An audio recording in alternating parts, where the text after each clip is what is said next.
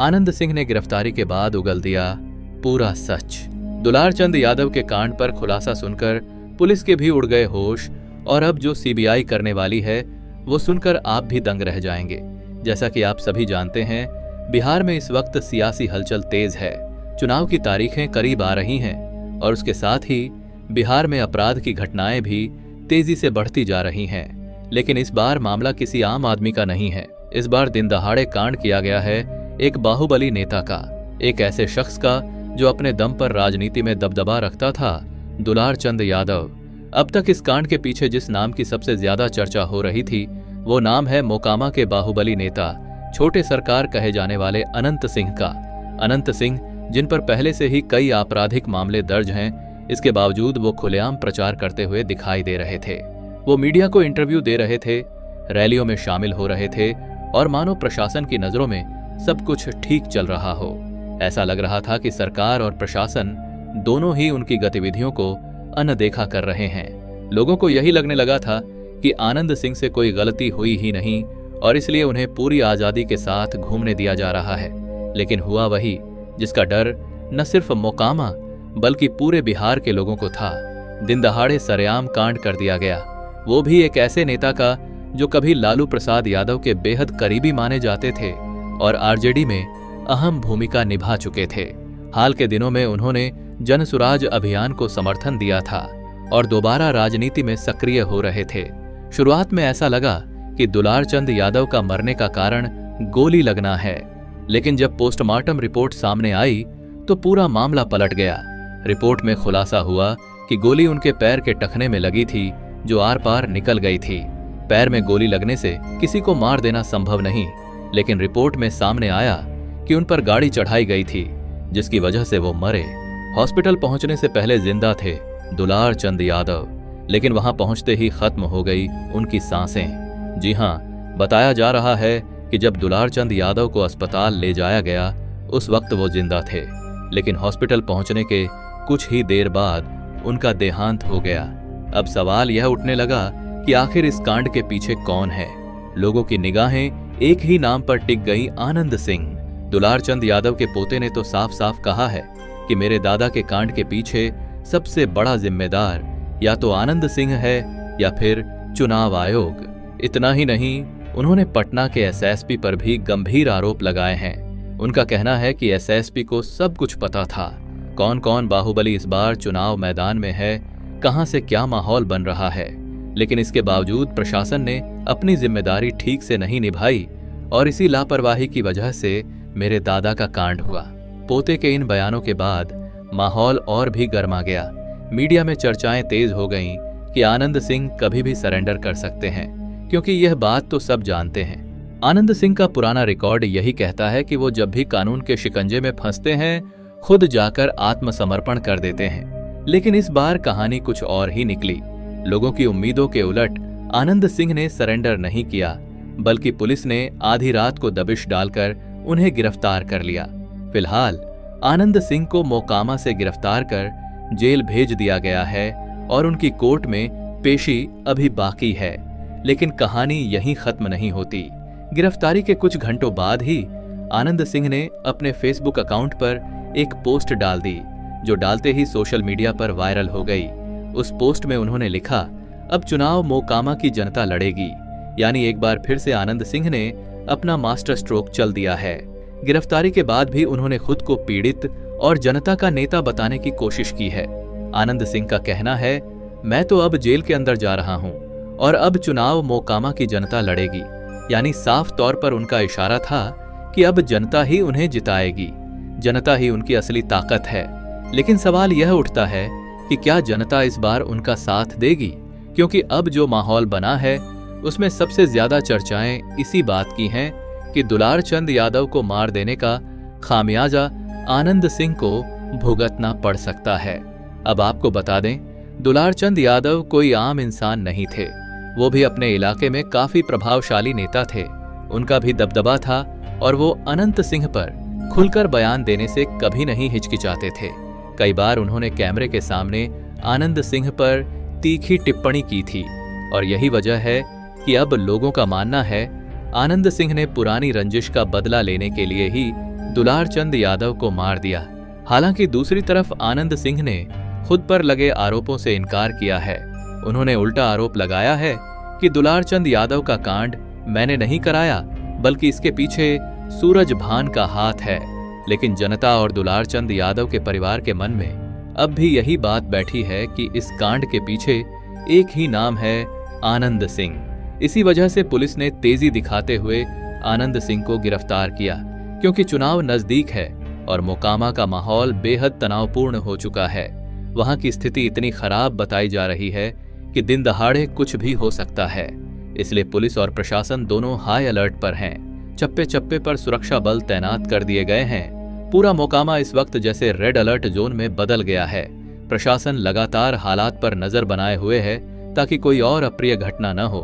इसी बीच पटना के एसएसपी ने भी मीडिया के सामने बयान दिया है। उनका कहना है, दुलार चंद यादव का मार देना प्रशासन की लापरवाही से नहीं हुआ। वहां पर भगदड़ जैसी स्थिति बन गई थी और उसी अफरा तफरी में उन्हें गोली लगी और फिर गाड़ी उन पर चढ़ गई। यानी पुलिस का साफ कहना है कि यह कांड नहीं बल्कि एक हादसा थी। पटना के डीएम का क्या कहना है? घटना हुई, अति गंभीर घटना है। उस गंभीरता से हम लोगों ने लिया है। लगातार 2 दिन रात हम लोगों ने कैंप किए हैं। पटना के डीएम का भी यही कहना है जो पुलिस और एसएसपी पहले ही कह चुके हैं। उनका कहना है अभी स्थिति बिल्कुल सामान्य है और क्योंकि इलेक्शन प्रोसेस से भी जुड़ा है, हम लोगों ने इसको पूरा छानबीन किया। इलेक्शन रिलेटेड एंगल को भी हम लोगों ने बहुत ही गंभीरता से और गहराई से देखा। जो भी असामाजिक तत्व इसमें इन्वॉल्व हैं, सबके विरुद्ध लगातार कार्रवाई की जा रही है। कल भी 80 लोगों को गिरफ्तार किया गया। आज मुख्य अभियुक्तों को गिरफ्तार किया गया। आगे भी जो पुलिस की कार्रवाई की आवश्यकता है वह पुलिस कर रही है, निष्पक्ष तौर पर कर रही है। यानी अब पुलिस हो, डीएम हो या पूरा प्रशासन, तीनों एक ही बात दोहराते नजर आ रहे हैं। किसी ने भी अभी तक आनंद सिंह पर सीधा सवाल नहीं उठाया है। सब अपने बयान में बचते हुए दिखाई दे रहे हैं। बस एक ही इंसान है जो लगातार आनंद सिंह पर सवाल उठा रहा है, दुलार चंद यादव का पोता।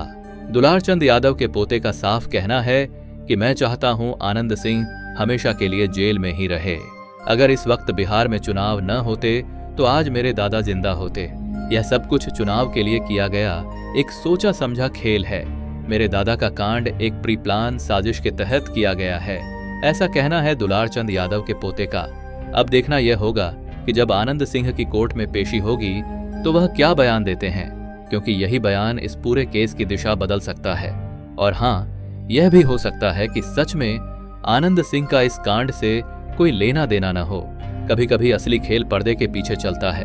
कौन जानता है, कोई तीसरा नाम भी सामने आ सकता है जिसने असल में यह पूरी साजिश रची हो।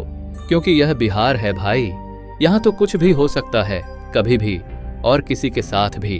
अगर आप बिहार से हैं तो आपको पता ही होगा, यहाँ की सियासत और बाहुबली कल्चर का रिश्ता कोई नया नहीं है। यहाँ सत्ता का खेल अक्सर दबदबे के इर्द गिर्द घूमता है। कुछ ऐसे भी जिले हैं जहाँ चुनाव का नतीजा बाहुबल से तय होता है और पूरा इलाका उन्हीं के इशारे पर चलता है। ऐसी ही एक जगह है मोकामा, जहाँ की राजनीति की कहानी सुनोगे तो लगेगा कोई सस्पेंस थ्रिलर देख रहे हो। यहाँ सालों से दादागिरी और वोट राजनीति का अनोखा कॉकटेल चलता आया है। मोकामा विधानसभा सीट की कहानी बिहार की राजनीति का एक दिलचस्प नमूना है। दोस्तों, आइए सादगी से समझते हैं कि यहाँ राजनीति ने कैसे कैसे रूप बदले। 1970 से 80 का दशक कांग्रेस का जमाना था। मोकामा विधानसभा 1950 के दशक में बनी। 1972 में कांग्रेस की कृष्णा साय यहां से विधायक बनी। उस वक्त कांग्रेस का बोलबाला था, लेकिन इसी दौर में पूरे बिहार में सामाजिक बदलाव 1974 के बिहार आंदोलन ने तो लोगों को जगह ही दिया। मोकामा जैसा इलाका जो नदी किनारे बसा है और जहां सरकार की पहुंच कम थी, वहां इन स्थानीय गुटों के लिए अपनी जड़ें जमाना आसान था। 1980 से 90 का दशक दबंग नेताओं का उभार। यह वह दौर था जब सिर्फ पार्टी का टिकट नहीं बल्कि इलाके में दबदबा ज्यादा मायने रखने लगा। इसी जमीन पर अनंत कुमार सिंह यानी छोटे सरकार जैसे नेता उभरे। उन्होंने अपने ब्रदरशिप और स्थानीय दबंगई से मोकामा में ऐसी पकड़ बनाई कि लोग उन्हें दादा और सरकार कहने लगे। कहावत हो गई कि मोकामा में उनकी एक छत्र ताकत है। इस दशक में चुनावी हिंसा और गुटबाजी बढ़ी और बाहुबलियों की राजनीति में दखलंदाजी तेज हो गई। 1990 से 2000 का दशक राजनीति, अपराध और चुनाव का गठजोड़। यहाँ तस्वीर और साफ हुई। राजनीति, अपराध और सामाजिक दबदबा, इन तीनों का गठजोड़ मजबूत हुआ। अनंत सिंह पर कई गंभीर आपराधिक मामले दर्ज हुए, लेकिन इससे उनकी राजनीतिक ताकत पर कोई फर्क नहीं पड़ा।